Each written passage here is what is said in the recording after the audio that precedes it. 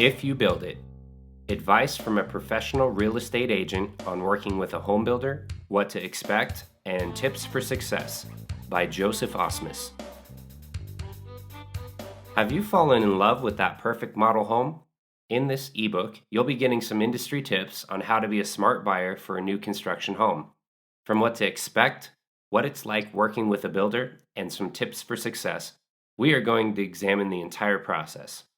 If after reading this you still have some questions or would like some help in the Colorado Front Range area, give me a call or an email and I'll be glad to point you in the right direction. I love new construction and representing buyers in new construction purchases. Buying an existing home and a new build are each a completely different process. No two builders do business the same way. In this ebook, we will focus on tract home builders, that is, larger builders building out a neighborhood or part of a neighborhood. The process is different for smaller builders that do custom or semi-custom builds. Do I need a realtor to buy a new construction home?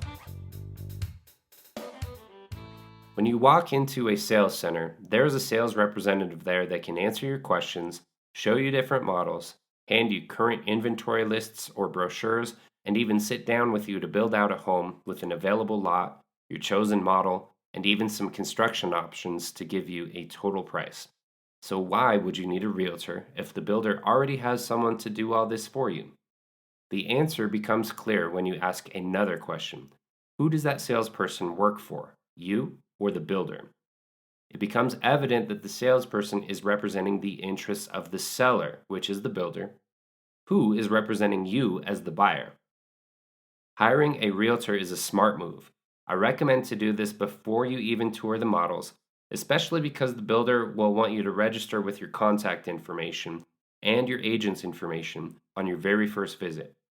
If your agent cannot join you on the first visit, bring their card or at least their name to give to the builder. Sometimes you may feel pressure to reserve a home right away. Perhaps the builder is raising prices tomorrow, or a buyer is coming in shortly to put down a deposit on a lot that you are interested in. Take a breath and call your realtor. Their advice is valuable through the whole process, and that's what they're there for. How does builder pricing work?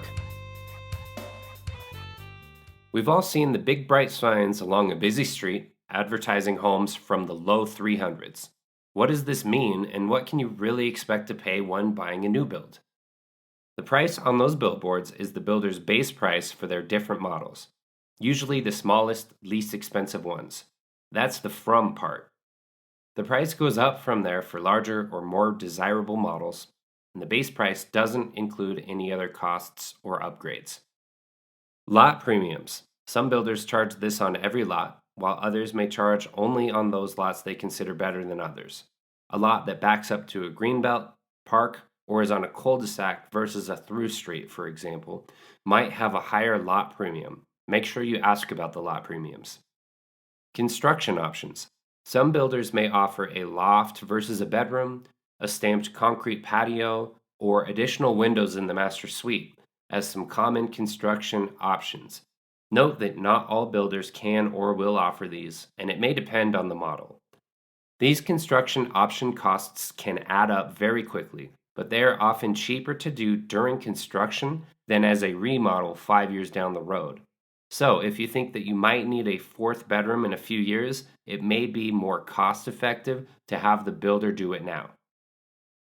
Cosmetic options, the fun ones. Probably the most exciting part of the process is walking into that design center and picking out colors for your cabinets, light fixtures, flooring, or any other options the builder gives you. Be wary. These costs can also sneak up fast and lead to sticker shock when you see how much it all adds up to. A word of advice. Many of these builder finishes can be done later at a cheaper price. Focus on the kitchen and flooring. These items are very expensive, not to mention inconvenient to remodel. So if you can roll them into the mortgage from the beginning, you'll be better off. The smart move here is to set a design center budget and stick to it. Altogether, these costs determine the total purchase price of the home. Understanding the way these builders price their products will help you to be a more informed buyer. Can you negotiate with the builder? You're probably familiar with existing home sales, where the seller begins with a list or asking price. The buyer can then offer more or less, and there can be some back and forth before an agreement is made. When working with a builder, the process is different, but you still may have some ability to negotiate on certain things. First, builders do not like to negotiate on their base price. These prices are driven by materials and labor cost. And since they often sell multiple units of the same model, builders prefer to keep these base prices similar. I refer to this more as a sticker price, where there is no haggling. If you agree with the stated price, then you purchase at said price. Keep in mind, as long as people are buying homes, the builder has no motivation to work with buyers on prices. But what about those other costs we explored? You may find that builders are more receptive to negotiating on things like design center credits or credits towards closing costs. For example, instead of asking for a $10,000 reduction on the base price, you can have your realtor ask for a $10,000 credit towards closing costs or the design center. Remember that not every builder will give you credits. They might not want to negotiate, but it doesn't hurt to ask. This is pretty dependent on how popular their product is. In my market, for example, it is rare to be able to get these credits when builders are selling homes just as fast as they can build them without having to make these concessions on price or give additional credits. However, you may have better luck negotiating on an inventory home, one further along in the build process or even finished. The reason that builders are more receptive to negotiating on inventory homes is that they do not want to pay holding costs associated with owning property, such as taxes and insurance. They don't get paid until it closes, so the sooner the better for them. And if they have to give up on some price to make it happen, sometimes it's worth it. I should add that the further along in the build process the builder is, the less you'll be able to choose options for. If the flooring and cabinets are already in, you might be stuck with what's there. So, what exactly are closing costs? This is an important aspect of buying a new construction home to pay close attention to. Closing costs are an out-of-pocket expense at closing, in addition to your down payment. They can be more expensive with new construction than existing homes. Most builders will offer an incentive to buyers to credit them some closing costs if they use their preferred lender. Be smart about it. These credits are usually just covering the cost difference between buying a resale home and a new build. Make sure you shop around for the best interest rates. Talk to other lenders and make sure that the rate the builder's preferred lender is offering you is a fair one. An outside lender may be able to rebate you an amount similar to what the builder is offering and get you a lower interest rate. Do your homework when it comes to lenders, because a lower rate can save you tens of thousands over the life of the loan. I don't need a home inspection since it's brand new, right? With most builders offering a home warranty to the new owner, it can be easy to assume that you don't need a home inspection on new construction. Why not save a little money, right? Listen to this story that Corey Savage, owner of Savage Home Inspections LLC in Colorado Springs, told me. This brand new home was missing almost the entire course of ridge shingles. Even the super on site admitted it was something he never would have caught. Because the buyer got an inspection, they were able to turn in their inspection report to the builder, who promptly corrected this and other findings. The point is this: no house is perfect, things are overlooked or done improperly, and you want to protect yourself from the headache that will surely follow. Get an inspection, whether buying a resale or a new build. There are different schools of thought on what point in the process to get your inspection done. Each has its benefits, and you may even want to consider getting more than one inspection to protect yourself and your loved ones as much as possible. Pre-drywall. A pre-drywall inspection will examine the mechanical components of the home that you won't be able to see once the drywall goes up. Plumbing and electrical that will be hidden inside the walls and not able to be seen by the inspector after drywall installation. Inspection prior to closing. This one should be done about a week before closing, when the house is finished or almost finished. It will be much like a normal inspection on a resale home, when the inspector looks at everything in the home top to bottom. They won't be able to see components inside the walls like they could at pre-drywall, but they'll be able to give you an inspection report for you to turn into the builder to add findings to their punch list. Post-closing inspection. Many buyers choose to do a home inspection after closing, but just before the builder warranty expires.